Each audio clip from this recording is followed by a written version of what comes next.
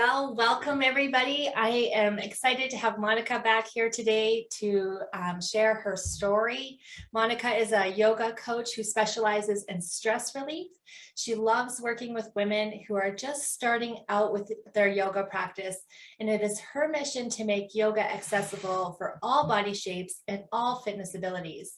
Monica came and shared some of her passion with us on the mat as a spotlight coach not that long ago. So if you haven't yet seen her spotlight coach session with us, go over to that area of the app and look for Monica.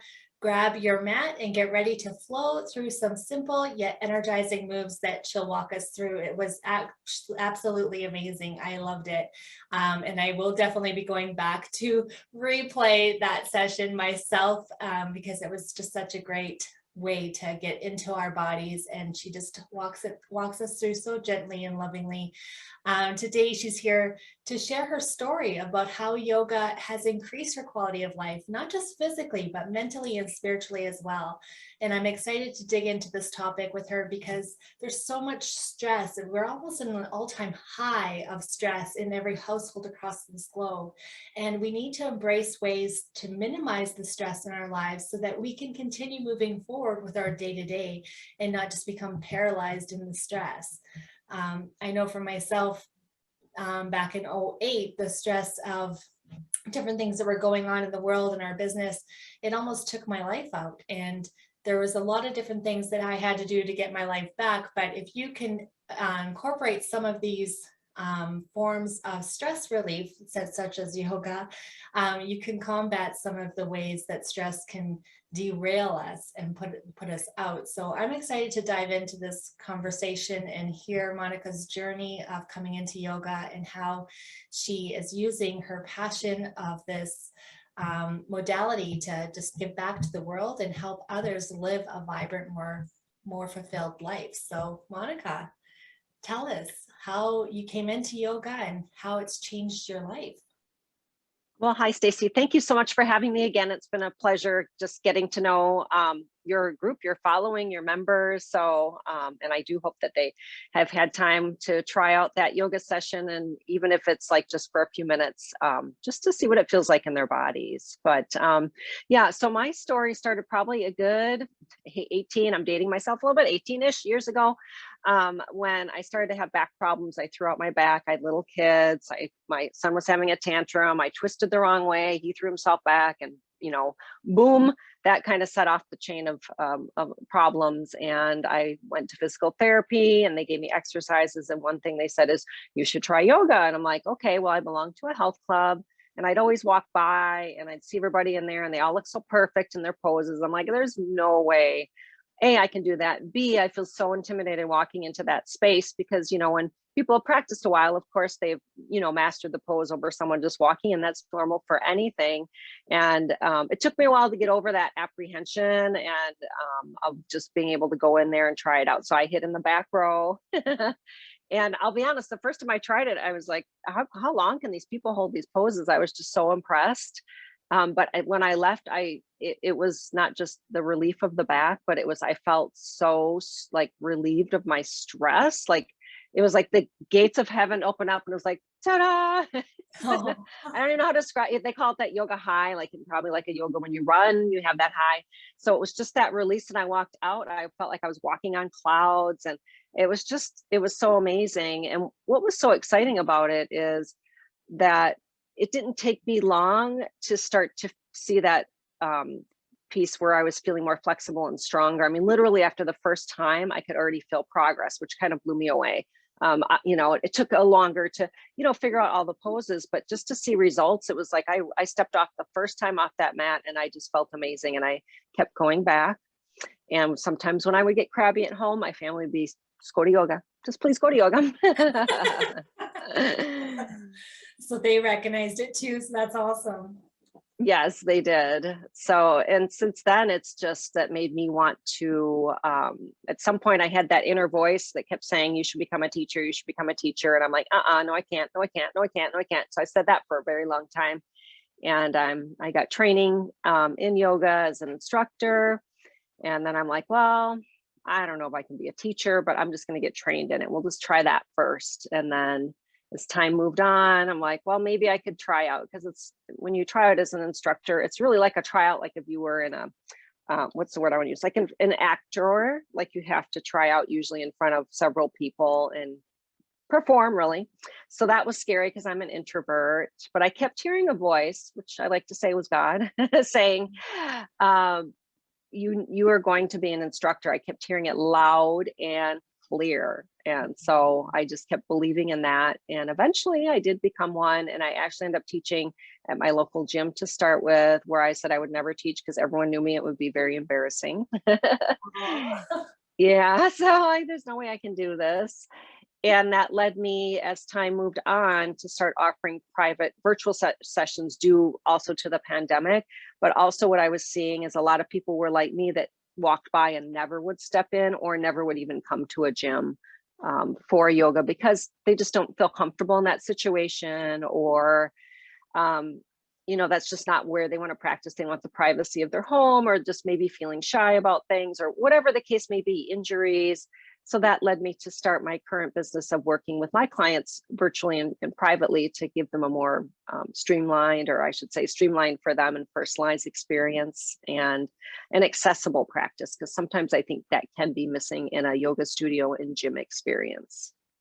Yeah, I can totally concur when it comes to being in the back row. I I did hot yoga. There was a hockey mom, because my son plays hockey, and way back when I was introduced to yoga, she was an instructor, and she kept saying like, come to one of my classes. I'm like, oh, I don't know. Like, and again, I had that same reservation of like, I don't know the moves, and this is completely foreign to me. And then going into a hot yoga session, you hear all the chatter of like, oh, it's way harder and all these things, right? And I really loved the heat. It really helped me actually relax a lot quicker for some reason. And I was definitely in the back row for the longest time, and I did it. You fall in love with it, and how it makes you feel, and the energy, like that yoga high. I never even actually heard that term before, but now I can actually patch those two things together and understand what I was feeling when I walked out of there. Yeah. Yeah, and that hot yoga is it's amazing. Like you're right, it just adds that extra level, but not for everyone. Like, for some people, if that's all that's offered with a lot of heat, that's not good for their body. So it's so important to figure out what works best for you. And again, I think sometimes in a group setting that can be a little more challenging, because clubs and studios have certain offerings, and so it's hard to cater to just one specific person. It's more to the group at that time. Yeah, absolutely. I actually took a friend with me to the yoga, because I was falling in love with it. So you start bringing your friends so that you're not Yes. alone. And the one friend that I had brought, she was going through a really ugly divorce. And when she was going through the yoga poses, she burst out crying, because Hmm. it actually allowed her to kind of get clear in where she was at and her emotions, and it was just all just kind of pouring out of her. It wasn't like one of those loud snot nose mess cries. You could tell it was hitting her in a really deep and impactful way. And she has gone on to become an instructor as well. Like, it really moved her. Oh, that is amazing, and it's so true. I've cried many a time on the mat, because it's like a moving meditation, and you can only focus on your breath and your pose, and you start to release that stuff that you might have been clinging onto inside your body, or the emotions, and it lets you step away from that. And it's hard to explain until you actually experience it. Like I could talk about this all day, but unless you really try it out, it's hard to know what that means, if that makes sense. Yeah, you have to experience it. It's like test driving a car, right? Like, yeah, Yes. it might look really good on the outside, but until you start driving it, it's different. So, Yes, exactly. yeah. Hmm. So tell me, Monica, when you came in, and like you got over like the fear of teaching, being an introvert, I can see that being a huge hurdle to jump over. Yes. Um, what were the next steps for you when you were coming into that space, and how it affected your emotions, your confidence, all the things that as introverts we really wrestle with, especially when we're being put up in front of a class. It's in that nature. So tell me how that transition or how that season built you up to go off on your own and build this business. Well, truth be told, so I had this opportunity. The very first class I taught, it was at the gym that I go to take classes. So that was already mortifying to me. And it was a very early morning class, which I was very excited about because I thought everybody's half asleep. They won't remember, you know, if it was horrible or if I pass out. And it took me several months to like calm down and relax, you know, and there's always sometimes that self-doubt. There was a lot of self-doubt, like, can I really do this? But you know, I'm like, I wouldn't have been called to this if I wouldn't feel it in my bones that I need to be doing this, but there's not a reason. So just keep coming back and honing that craft, you know, like with anything, when you try something new, you're not going to, you know, you have to build up what you're doing. You have to, you know, build up your skills. So you're not going to be the best person that's teaching at that time. You just have to build up your skills in whatever it is, no matter what you learn. And so as that came along, I could just, my complete joy is seeing the transformation in the participants when they're done. Like you can see the relief, they're less stressed. You can just tell that they've been able to let go of whatever it is. And I've had the privilege of just guiding so many of these members through all these years, like through deaths, through births, through marriages, through you name, you know, any type of event. And COVID, of course, has, as you mentioned before, has really put another, you know, level on top of everything, and just helping people manage day by day and watching them just taking that moment to be able to relax and let go of all the things going on around them. And we have that safe space I call on that mat. That's your magic carpet, and you can just deal with whatever you need to deal with, let go of what you need to let go of. So it's a joy to watch that, and a privilege to be my students' guide through that. And that is really what kept me going, because it's about them. It's not about me. And now you could throw me in front of, I don't even know. I mean, if I'm only talking about yoga, like you could put me in front of a 500, 1,000, it wouldn't matter. Once I'm in the zone, as you probably know, or anyone else does, when you're passionate, then that will come through. And it's like, it's not even me anymore. It's whatever connection you want to call it to God, or however it is, it just comes through and it's there. And sometimes it's not even me feeling like I'm leading the class. I'm being guided sometimes, where I can feel the energy or feel what's needed. And I just let that pour through.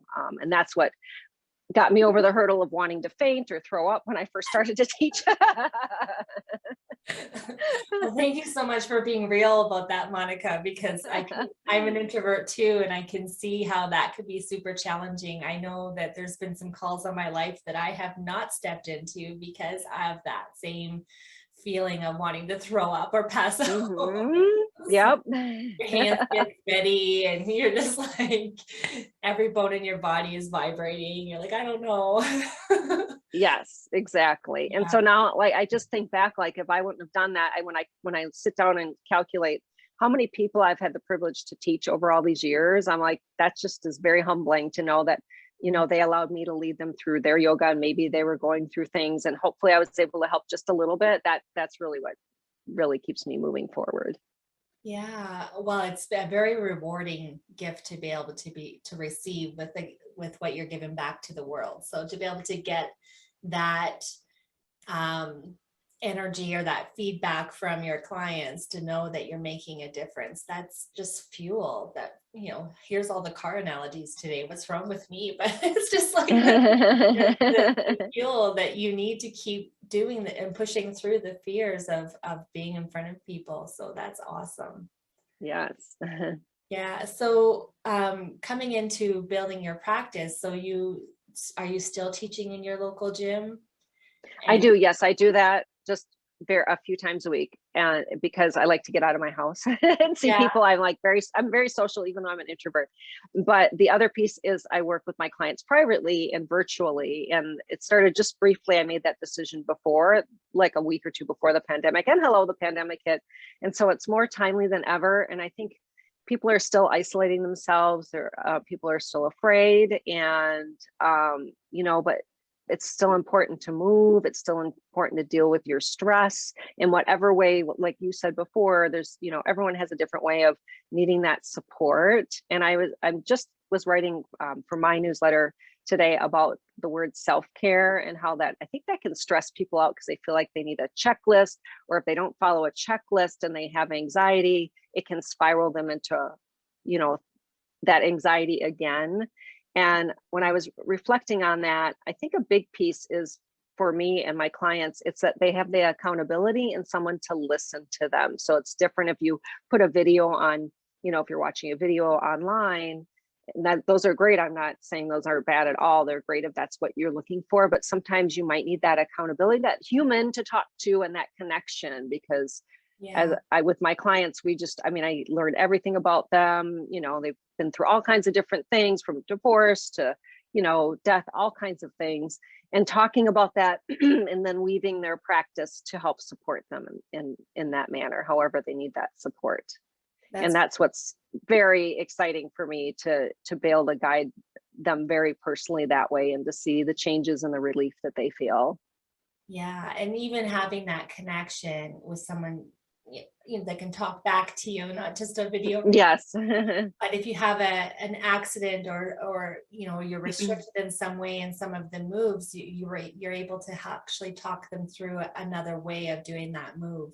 Because there's, you know, I had a guest come and walk us through chair yoga once, and I never even knew that was a thing.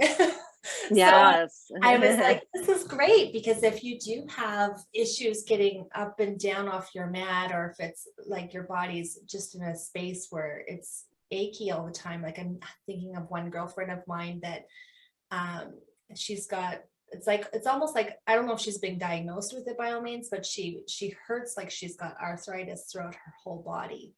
Um, Mhm. and it's devastating to see, because she's still fairly young, and she's a mom, so she's always got to be Hmm. on the move, but she's in excruciating pain all the time. And for her to be Oh, able to get down on the floor and then get back up would be very challenging for her. So to know that there's other modalities of, you know, ways that you can do these yoga moves is a game changer for me, and for to be able to let other people know is at the same time, like to find an instructor that will meet you where you're at. And I, from hearing your story, I do believe that that's what you do with your clients, is that you meet them with where they're at, and you help them navigate whatever they're going through emotionally or physically. yes. I love to meet them where they're at, and they always challenge me because no person is the same. So each person has something just a little bit different. So it's just fun to delve deeper into what they're needing and research and see how I can help them. And yes, chair yoga, I think people always think, well, you have to be a senior to take chair yoga, or chair yoga is not hard, but you can hold a plank on a chair. You can do a lot of things on a chair, and with the use of a chair, or just for support, and you're still getting an amazing workout. So I'd love to dispel that myth as well. And I'm sure that the yoga instructor that taught chair yoga probably did too, because there's a lot you can do. And just because you may not be able to get on the floor or mat does not make it, doesn't matter. Yeah, it's so good. And even there's just so many different variables, or you know, ways to what's the word I'm looking for?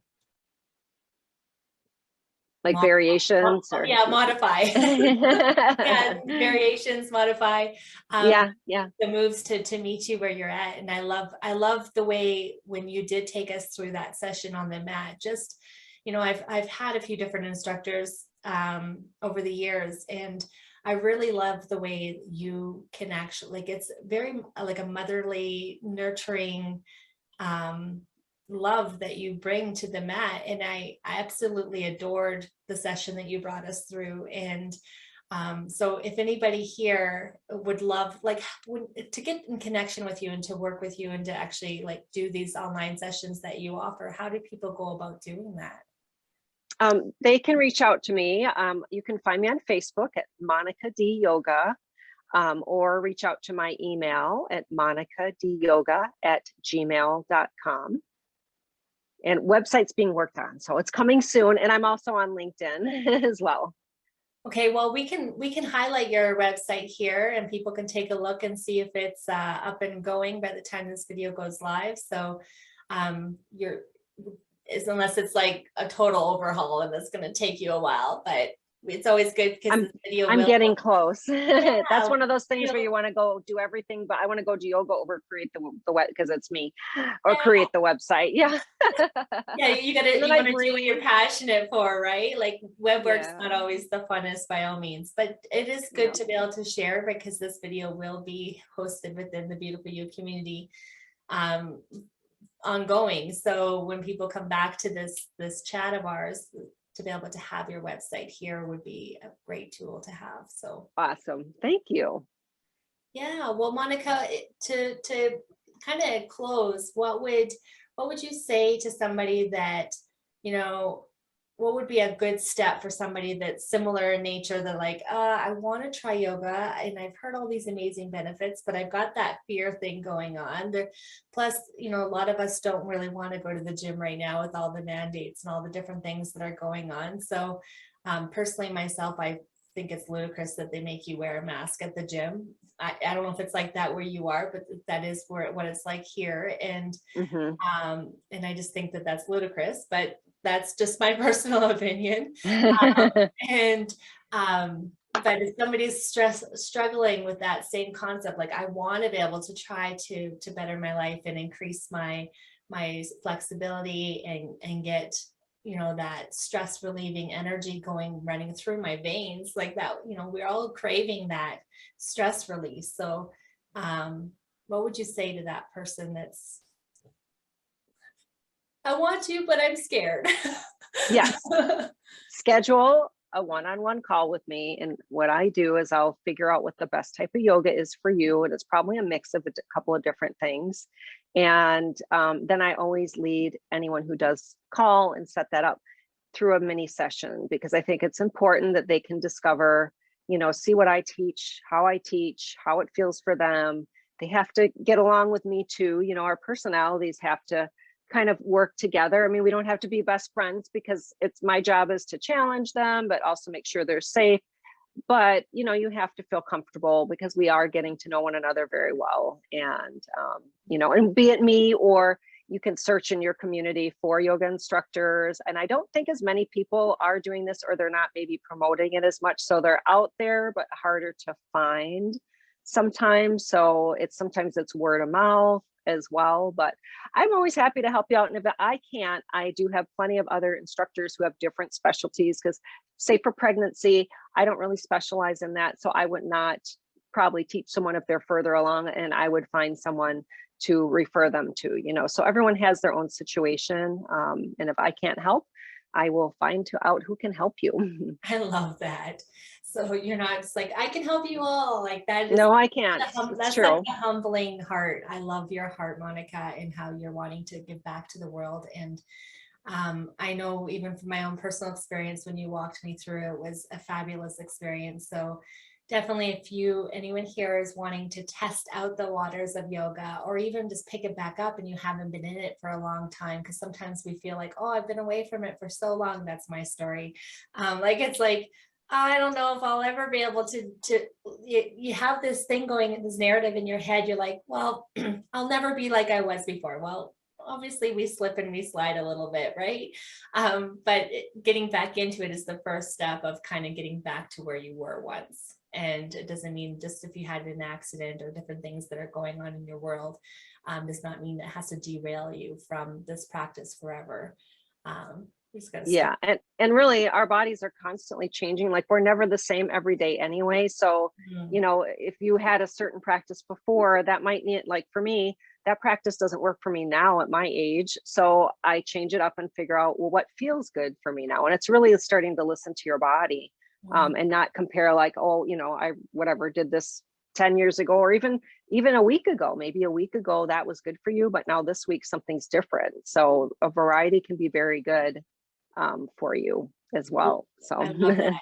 So don't compare to don't your compare. own experiences or past experiences, and don't compare yourself to others, because what's that quote that says like, don't compare your beginning to someone else's middle or end or whatever, right? So we never know Yes. how long it took that person to get to that stage, but we have to at least try and start somewhere. So don't shy away, and just grab a hold, pick up a call with Monica. She'll walk you through, find out what your best options are to get started. And then she'll even walk you through a little mini session so you can get a taste and feel of her style of teaching. Also, you can go to the Spotlight Coach session that she did and walked us through a whole, I think it was a good half hour that you walked us through a whole session. Yeah. That was really invigorating. So thank you for that. Thank you. Yeah, well, thank you again, Monica, for coming back and sharing your story and your journey of just putting your back in order and your Yeah. emotions in check, and then just listening to the call that was in your heart, that even though you were wrestling with it, but listening to it, because I do believe this is definitely how you've been wired for this. And to be able to bring your love and your heart to the mat and to help others transform and find their value and worth and overcoming the stresses of life, that is such a gift to give back to the world. So thank you for doing what you do. Well, thank you for having me today. It's been a pleasure. Always. All right. Thanks, love. Thank you.